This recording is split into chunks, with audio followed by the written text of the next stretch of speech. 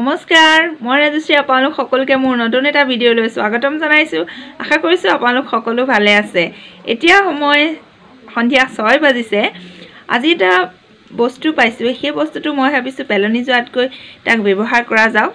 তো আপোনালোকে চাই থাকিবচোন ভিডিঅ'টো শেষলৈকে মই কি প্ৰস্তুত কৰিবলৈ লৈছো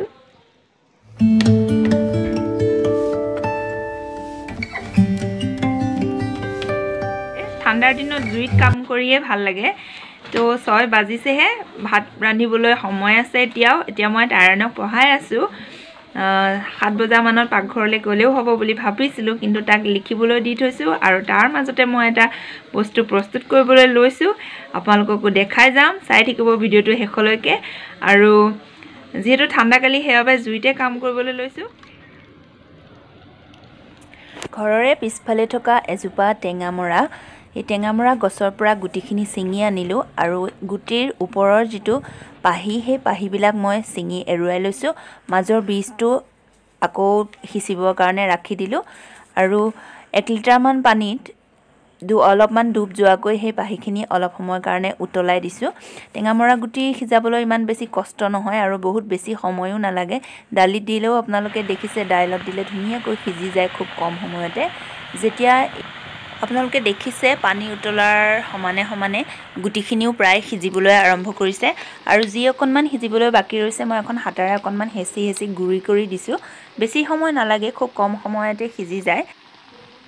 চাওকচোন কিমান সুন্দৰ এটা ৰং হৈছে ইয়াৰ পিছত মই এখন চেকনিৰে হৈতে ইয়াৰ হাহখিনি আৰু ৰসখিনি সম্পূৰ্ণ পৃথক কৰি পেলাইছো মই এখন সৰু চাহচকা চেকনিৰে লাহে লাহে অলপকৈ চেকি পেলাইছো আপোনালোকে নিজৰ সুবিধা অনুসৰি এখন সাফা কাপোৰেৰে মিশ্ৰণখিনি চেকি ল'ব পাৰে ইয়াৰ হাহখিনি অকনমান তেল দি কেৰাহীত কম তেলত নিমখ আৰু ৰসুন আদা দি অকনমান চেনি প্ৰয়োজন মতে দি ধুনীয়াকৈ চাটনি বনাই খাব পাৰি বহুত দিনলৈকে ৰাখিব পাৰি যদি অকনমান ইয়াত নেমুৰ ৰস চেপি দিয়া হয়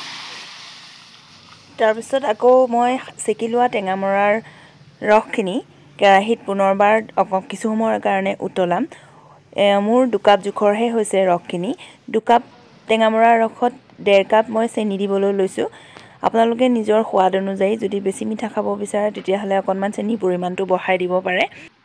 আপোনালোকে দেখিবলৈ পাইছে কি সুন্দৰকে টেঙামৰাৰ ৰসখিনি উতলি আহিছে আৰু খুব এটা গাঢ়া ৰং হৈছে এই সময়ছোৱাত ৰসখিনি খুব সঘনাই লৰাই থাকিব লাগে নহলে হয়তো তলফালৰ পৰা লাগি ধৰাৰ ভয় থাকে আৰু জুই ফ্লেমটো অকনমান কমাই ৰাখিব লাগে মই ইয়াত অকনমান নেমুৰ ৰস চেপি দিছো এটো আসলতে প্ৰিজাৰভেটিভ নিচিনা হয় নেমুৰ ৰসকণ দি দিলে বহু দিনলৈ হাসি ৰাখিব পাৰি আৰু যেতিয়া উতলি অকনমান ডাঠ নিচিনা হ'ব তেতিয়া হৈছেনে নাই চাবৰ কাৰণে এখন প্লেটত পানী অলপমান লৈ দুটোপালমান ইয়াত পেলাই চালে গম পাব যদি মেল খাই যায় তেতিয়া হলে আৰু অকনমান দেৰি ডাঠ হ'বলৈ ৰাখিব লাগিব আৰু যদি ধুনীয়াকৈ একে ঠাইতে টোপালকিটা পৰি থাকে তেতিয়া হলে জানিব আপোনাৰ টেঙামৰাৰ জেলিখিনি ৰেডি হৈ গৈছে মই এটা চিচাৰৰ ঘিউ বটলতে ইয়াক হাসি ৰাখিছো ঘিউ বটলতে ভৰাই দিছো আপোনালোকে দেখিবলৈ পাইছে কি সুন্দৰকে অকনমান ঠাণ্ডা হোৱাৰ পিছতে ডাঠকৈ টেঙামৰাৰ জেলিখিনি প্ৰস্তুত হৈ উঠিছে বহু সময় ধৰি পাকঘৰত থকাৰ কাৰণে পঢ়ি থকা লৰাটো আহি মোৰ ওচৰ পালেহি আৰু এতিয়া সময় হৈছে সন্ধিয়াৰ ভাত ৰন্ধাৰ সেইবাবে আপোনালোকক পৰা মই বিদায় লৈছো আজিৰ ভিডিঅ'টো ইমানতে সামৰি দিছো ধন্যবাদ